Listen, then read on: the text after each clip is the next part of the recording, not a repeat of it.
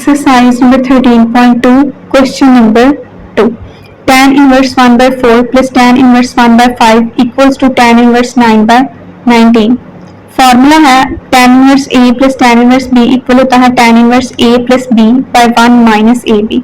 तो left hand side को solve करते हैं और राइट हैंड साइड के इक्वल प्रूव करते हैं।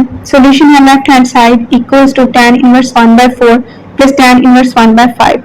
ये भी सेम फार्मूले की तरह है, लेकिन इसमें a क्या है 1 by 4 और b की जगह पे हम 1 by 5 लिखेंगे equals to tan inverse a की जगह पे 1 by 4 प्लस b की जगह पे 1 by 5 डिवाइड में 1 minus 1 by 4 multiply by 1 by 5 equals to tan inverse. यहाँ पे एलसीएम लेंगे, 5 ऊपर 1 से मल्टीप्लाई होकर 5 प्लस 4 1 से मल्टीप्लाई होकर 4 डिवाइड में 25 फिर डिवाइड में आएगा 20 डिवाइड में 20 माइनस 1 बाय 20 इक्वल्स टू, अब 20 से कैंसिल हो जाएगा, 5 में 4 ऐड करें 9 डिवाइड में 20 में से 1 सब्ट्रैक्ट करें तो 19।